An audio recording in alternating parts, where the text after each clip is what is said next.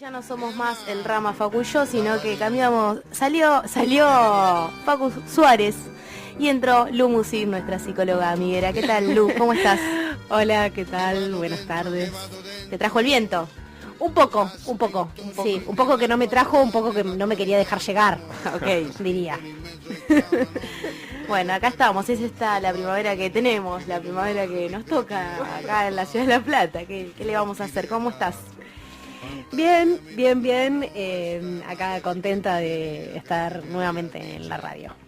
Buenísimo, nosotros también estamos contentas de que estés acá.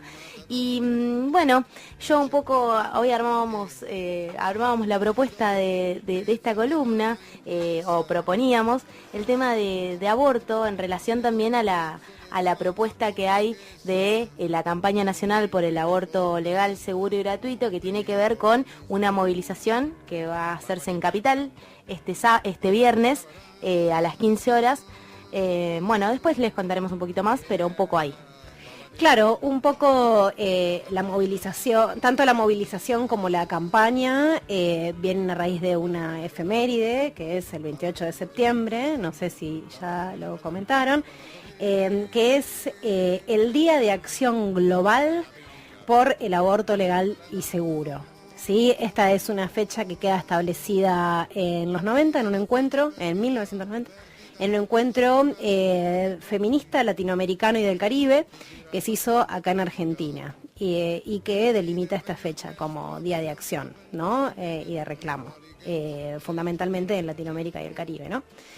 Entonces, bueno, un poco a raíz de esta efeméride, la propuesta y el de poder pensar un poco qué tiene que ver el aborto con la psicología, ¿no? El lugar que ocupa y bueno, algunas de las reflexiones que me surgen a partir de ahí, ¿no? Entonces, bueno, primero yo les cuento a la gente que me armo como unas redes conceptuales que creo que a fin de año habría que hacer una muestra, te digo. Podemos hacerlas, sí. Las tengo acá todas en el cuadernito. Podemos hacerla. Ahora hay un montón de espacio, no sé si pasaste para el otro lado de Radio Futura. Hermoso como está quedando la radio, felicitaciones. Muestra de tu primer año de radio. Mi primer año de radio. Sí, re. Bueno, entonces yo pensaba, la propuesta, hablemos de aborto. A veces hasta cuesta decir la palabra. Quizás en los últimos tiempos esté un poco más inserta, o por lo menos en los lugares por los que circulamos, pero es una palabra que cuesta decir, ¿no? Muchas veces. De hecho, se dice interrupción voluntaria del embarazo, de que es como la forma legal, ¿no? ILE, ¿no? Sí, incluso en algún momento fue insulto. También de ahí viene que cueste decirlo. Sí, esta cosa como tabú y bueno, y difícil todavía de nombrar. Pero bueno, un poco me gustaría poder hablar acerca del hecho de que, este razonamiento, ¿no? En la medida en que el aborto es ilegal, la maternidad es obligatoria, ¿no? Ese es como el razonamiento lógico que tiene que quedar claro, ¿no? En la medida en que el aborto no es legal, las mujeres o todas personas que tengan la capacidad de gestar no pueden elegir ser madres o no. ¿Sí? Podemos pensar acerca de cuáles son las consecuencias que eso conlleva en términos de el sufrimiento psíquico, tanto para aquella persona que queda embarazada y no está segura, no sabe, no lo pensó, no sabe si quiere, si no quiere, no se pensó jamás como madre, la situación en la que haya quedado embarazada y demás, sino en las consecuencias que eso puede llegar a traer en una crianza de un futuro niño o niña, ¿no? En términos psíquicos, ¿no? En la medida en que esa persona no haya tenido ese deseo y no pueda reconfigurarlo, esto sí por ahí dejarlo un poco claro, ¿no? Porque no significa que una persona que queda embarazada no tenía pensado quedar embarazada. Sí. Tiene ese hijo, ¿no? No quiere decir que después no pueda reconfigurarse un deseo de por ese hijo, formar una idea propia de maternidad y de crianza, de amor, ¿no? De vínculo, de familia, Sí, porque la vida es totalmente dinámica también, o sea, Exactamente. pensar que algo es estanco y que se queda así, dice, bueno, algo no. Exactamente. Pero el problema es cuando no sucede. Pero hay veces donde eso no sucede, exactamente. Hay veces donde eso no sucede. No quiero igual con esto transmitir un mensaje de interpretaciones lineales que puedan llegar a hacerse de, bueno, tenés un pibe así porque la madre no lo quiso tener. Claro. ¿No? No, por favor, no caigamos en reduccionismos de ese tipo, ¿no? Las cuestiones que se ponen en juego y que se combinan son múltiples, diversas, y ninguna es determinante de nada, ¿no? Podemos tener algunas que puedan llegar a favorecer, condiciones que puedan llegar a favorecer ciertos devenires o no, pero bueno, es mucho más complejo que lo que podemos llegar a desarrollar acá. Y aparte, ¿no?, también es muy particular. Y muy singular, claro. Pero está bueno pensarlo desde la psicología, digamos, qué es lo que pasa en la psicología de una mujer que tuvo un hijo y no se puede reconfigurar como madre, ¿no? Podemos pensar en que eso conlleva un sufrimiento. Uh-huh. Un sufrimiento. Un sufrimiento para esa persona, para esa mujer en general, que bueno, que además se encuentra muchas veces con mucha soledad, ¿no?, con estos pensamientos. ¿Por qué? Porque en la medida en que la maternidad es un mandato social y cultural, patriarcal, tan fuertemente instalado, el cuestionarse, solo el hecho de cuestionarse el deseo de tener un hijo o no, ya es un problema, ya es algo que no se puede compartir tan fácilmente con otra persona, como para decir, bueno, ¿qué solución podemos encontrar en conjunto? Hay mucha vergüenza, mucho miedo, ¿no? Es que a priori la sociedad también tiene una respuesta social, no diría colectiva, ante esa especie de sentimientos o sensaciones que tiene que ver con la censura de eso. La sanción. Sino con todo un mercado que nos vende esa maternidad obligatoria, unas publicidades que apuestan en ese sentido, los medios hegemónicos también vendiendo a esa mujer madre en todos sus aspectos. Uh-huh. Y acá es donde me parece que entra una parte en la que ha colaborado el psicoanálisis, ¿no? En un concepto desarrollado fundamentalmente por Freud en sus comienzos y después retomado, que implica que la salida de la mujer del complejo de Edipo, no voy a ponerme a explicar demasiado esto, pero sí lo que quiero decir es que habría una resolución desde la niñez por el deseo de hijo, va a decir Freud, ¿no? Entre comillas. Entonces, para poder llenarla, para poder completarla. Y entonces hay algo de esto en el imaginario, ¿no? De que el hijo completa a la mujer, ¿no? Si pensamos en lo fuerte, el peso que tiene el concepto de castración al interior del psicoanálisis, ¿no?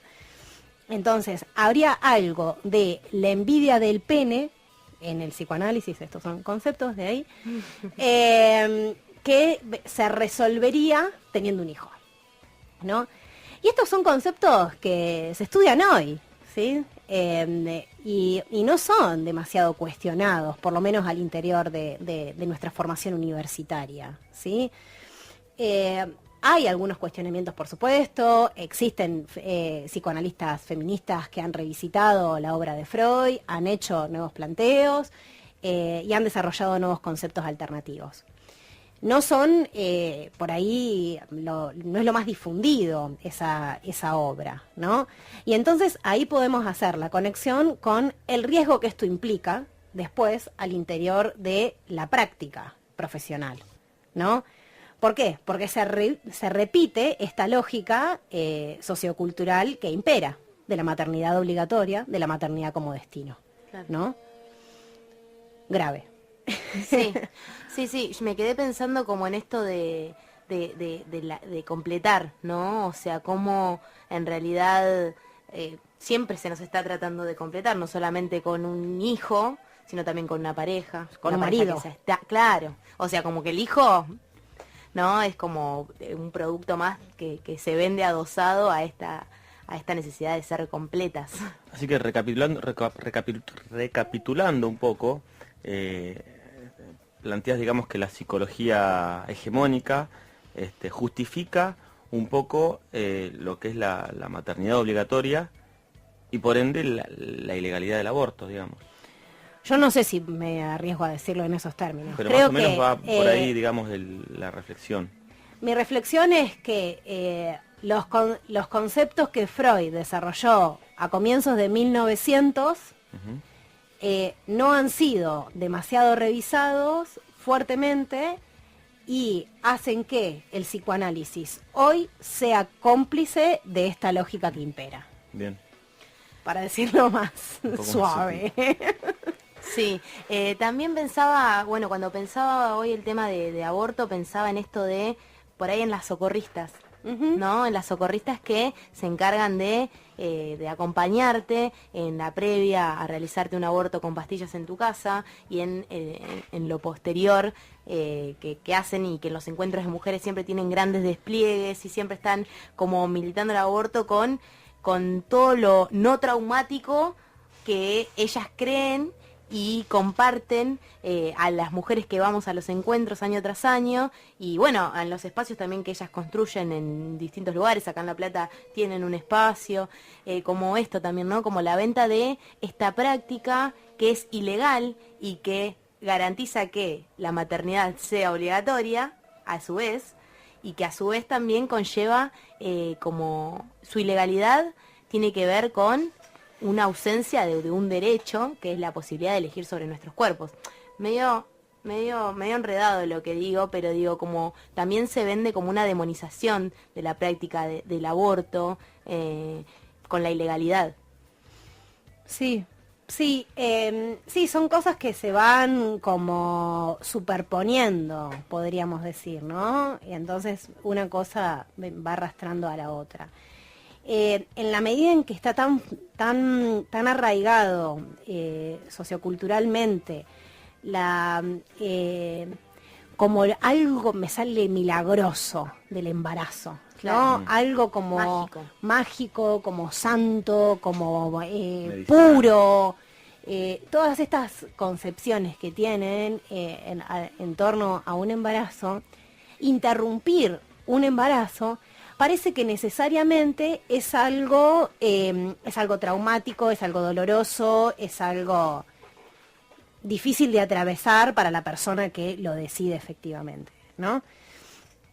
Y en los últimos años, sobre todo con el trabajo de las socorristas, que han podido llevar mucho registro de los acompañamientos que han hecho, ha estado muy bueno porque han podido un poco mostrar que lo traumático del pasar por un aborto, de elegir un aborto, no tiene que ver con la práctica en sí misma, con la interrupción de un embarazo en sí mismo, sino con la ilegalidad, claro, con las condiciones de clandestinidad. Por el dedo que señala, digamos.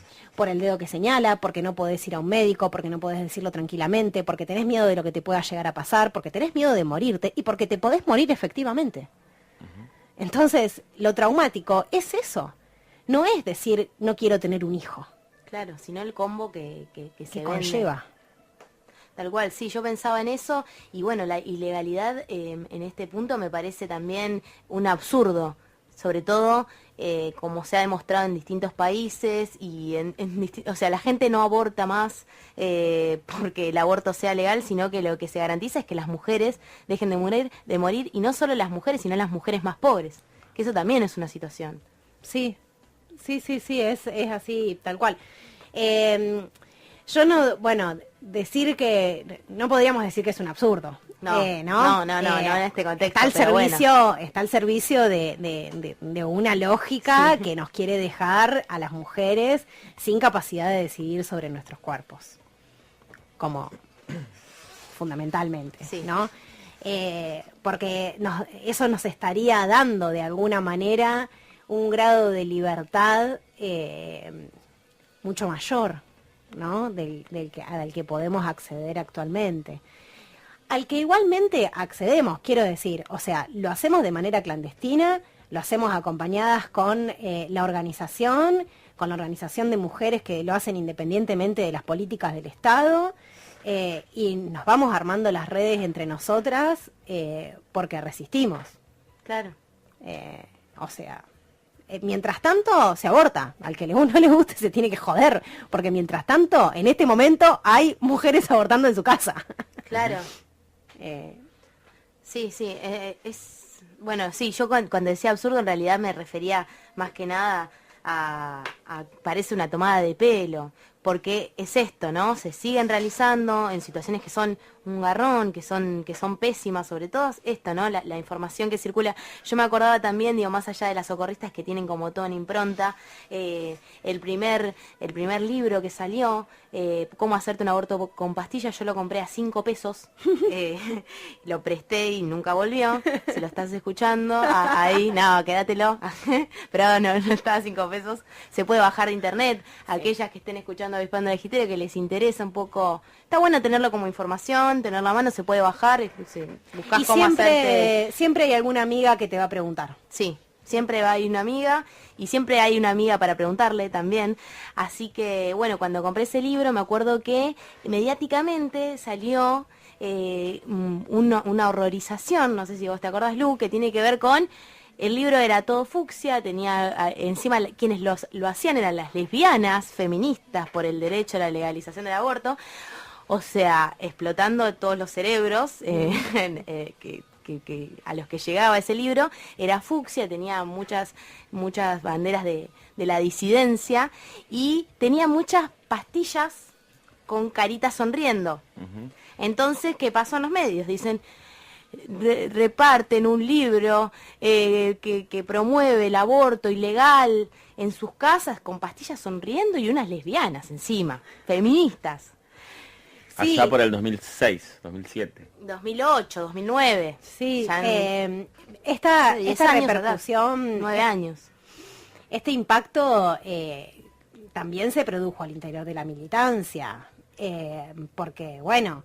Hasta ese momento y recién en los últimos años el aborto seguía siendo tratado como esto como el último recurso, ¿no? De hecho, es el día de hoy que la consigna fundamental de la campaña nacional por la legalización del aborto es educación sexual para decidir, anticonceptivos para no abortar y aborto legal para no morir. El aborto sigue siendo el último recurso dentro de gran parte de la militancia y sigue sin ser pensado como algo que puede ser vivido con alegría, ¿no? Vivido con libertad, con la alegría de estar pudiendo decidir sobre nuestro propio destino. Entonces no es quizás ha sido algo como, revoltoso al interior de la militancia también. ¿no? Sí, incluso esto de la campaña, yo no, o sea, a mí me parece que el trabajo de la campaña, por ahí esto es una opinión muy personal, ¿no? Que bueno, estamos hablando de esto, somos subjetivas, somos arbitrarias, dice por ahí Radio Futura, así que es como también el enganche que tiene una campaña para ser masiva, ¿no? Por supuesto. El enganche institucional que hoy tiene la campaña nacional por el derecho al aborto, es increíble el despliegue. Este sábado yo estuve por el pañuelazo ahí en Plaza Moreno, en Plaza San Martín, perdón, y nada, como todavía se sigue pidiendo permiso para poder decidir sobre los cuerpos que son nuestros y que tiene que ver con eso, ¿no? También poder masificar una consigna que tiene que ver con el aborto legal. Por supuesto. Esto que yo estoy diciendo es producto de un análisis singular de mi trayectoria y nuestra trayectoria particularmente como organización. Es solo eso, un aporte de análisis, nada más, acerca de cómo cuesta insertarse y cómo, por supuesto, que con los objetivos de hacer una campaña masiva, los términos son estos. Así que, por supuesto. Pero Bien. bueno, ahí estaremos sumándonos a la marcha, a la marcha y al grito global. Hay una campaña digital Hashtag. también, ¿no? Hashtag hice el signito. Es hashtag grito global, que lo usamos en Avispando el Agitero, por el aborto legal. ¿Cuándo es el día de la movilización? La movilización va a ser el viernes 29 de septiembre, o sea, este viernes, a partir de las 17 horas en Plaza de Mayo. Va a haber distintas actividades a lo largo del día. A las 17 se dirigen al Congreso. Recordemos que la campaña por el aborto legal, seguro y gratuito tiene un proyecto de ley que han firmado diferentes bloques, no solamente la izquierda, sino distintos bloques, distintas diputadas y distintos diputados también, apoyando este proyecto de ley que viene con un debate bastante lento, que pasa una cámara, vuelve, hace un montón de años que está dando vuelta. Si ves, siempre hay una mesita para firmar por el aborto legal, se pueden acercar y a recibir también un pañuelito verde para apoyar a la causa. Está bueno y bueno, Bien. entiendo que acá de La Plata van a salir algunas colectivas para quienes se quieran acercar. Va a ser una marcha bastante importante, sobre todo teniendo en cuenta en el contexto en el que vivimos.